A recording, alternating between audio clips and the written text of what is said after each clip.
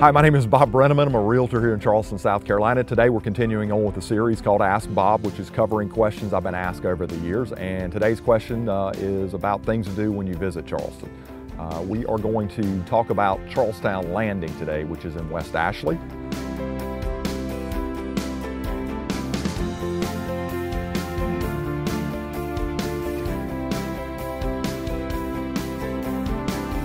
In 1670, British settlers from Bermuda came to the west bank of the Ashley River and founded the first permanent European community in the New World. They were later joined by other settlers from Barbados, along with their slaves and indentured servants. Together, they built the town that would eventually become modern Charleston. The current Charlestown Landing State Historic Site has preserved the story of Charleston's history in its 664-acre site.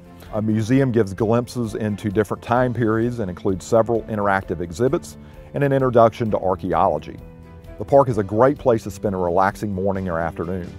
It's set back from the road, so it's peaceful and quiet. Walking and biking trails wind their way through beautiful gardens and tall oak trees with Spanish moss in their branches.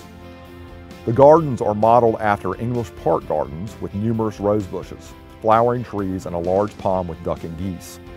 In the middle of the garden is the Lagar Waring Plantation House. Though it isn't open for tours, it's a perfect centerpiece for the gardens and gives you an idea of what an 1800s estate would have looked like. Picnic areas are plentiful and bikes are available to rent. The animal forest is sure to be a favorite for kids. It's a miniature zoo that lets you have an up-close view of animals indigenous to South Carolina, including otters, bison, pumas, and bears. When you're back at the lower end of the park, you'll be stepping back into history.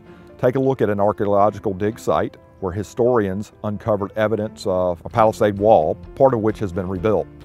Walk through a replica common house and see what life would have been like for settlers. Check out crop gardens, which are kept as a living history exhibit. Explore the earthworks where soldiers would have kept watch, complete with cannons. One of the most unique features of the park is the Replica trading ship adventure. Docked on the old town creek, this is also a living history exhibit with a guide dressed as a sailor to explain life aboard a sailing ship. Kids have a blast steering the ship, winding up the anchor, and exploring what life must have been like for seamen in the 1700s, both above and below deck. All in all, you can count on spending anywhere from 2 to 4 hours or more at Charlestown Landing, depending on how much you want to see. Many people buy annual passes to enjoy the walking trails, watching wildlife, and spending time in nature. It's a beautiful park with something for everyone. I have been in Charleston for about 25 years and I have been at least 5 times out to Charlestown Landing. It's just a great place to just go hang out. So I think, if I was to pick something out of my visit to Charleston that I would do first time, definitely check out Charlestown Landing. Again, my name's Bob Brennaman. I'm a realtor here in Charleston, South Carolina, and my goal is to help you understand what makes Charleston such a great city to visit and to live in. If you have questions, please feel free to give me a call at the Brennaman Group, 843-345-6074, or you can always reach us on the web at charlestonproperty.net. Thanks so much, y'all.